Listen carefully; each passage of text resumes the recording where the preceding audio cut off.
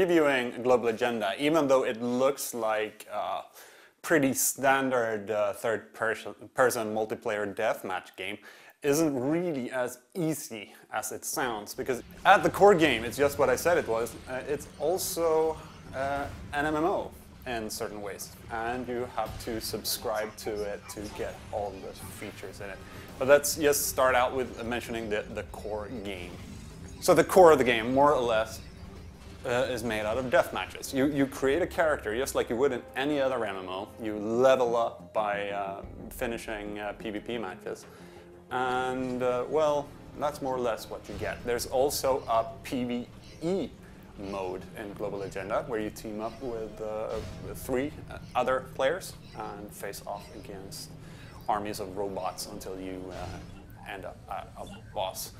Only this part is actually worth the money of the box. I've had a great time only doing the death matches. The PvP is really cool. The 4 different classes all feel different, even though they're very, very similar to the classes in Team Fortress 2. You have the recon, which can sneak up on people.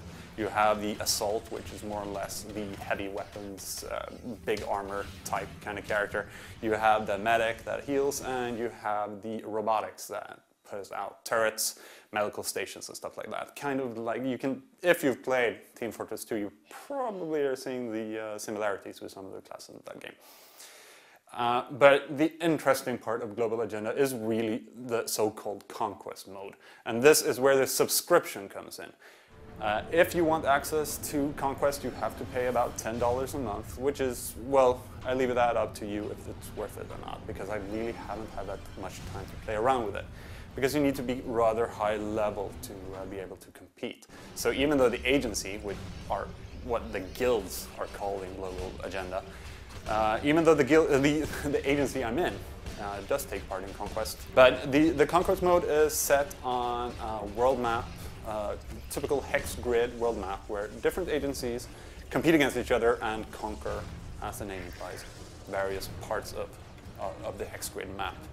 And different zones have, in some cases, they have rare resources. They might have factories or bases or missile silos and stuff like that. And you have to conquer these to be able to craft various gear for your members.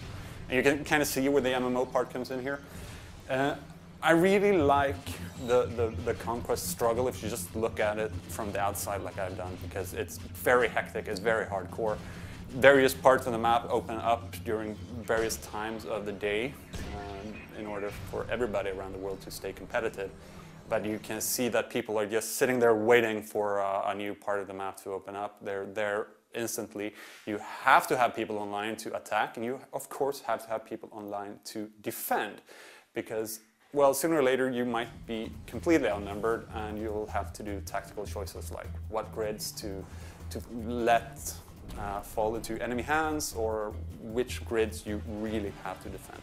So seeing agency and alliance chat just rolling with people trying to figure out where to go, what to do, is really, really a cool feature. I'm not really sure that after the first 30 days of Global Agenda since launch is over, that a lot of people will stick around and actually start paying subscription money for it. But hopefully at least enough hardcore players will be around to keep the fight going. We'll also have to see what happens if one agency manages to retain more players than the others. What if they are able to conquer such a big part of the map that more or less everybody else starts to get bored?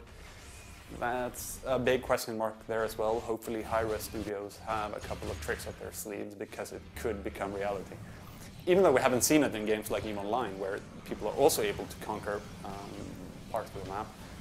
Well, we'll just have to see how that part turns out. But I'd hardly recommend anyone to pick up Global Agenda. I'm having a lot of fun with the regular PvP and PvE matches.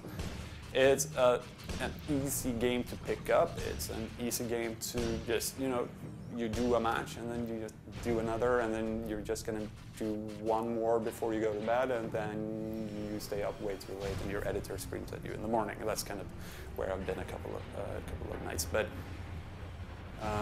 hopefully you'll enjoy it as much as I've done. I think that it has a lot of potential to be a really good game. A couple of balance issues between the various classes, but hopefully that will be sorted out just like it's more or less been in Team Fortress 2. So check out Global Agenda if you want a good online multiplayer shooter, and definitely check out Global Agenda if you're the kind of hardcore player that will spend hours and hours fighting over virtual resources and stuff that doesn't really exist in the real world, because, well, this is more or less the game for you.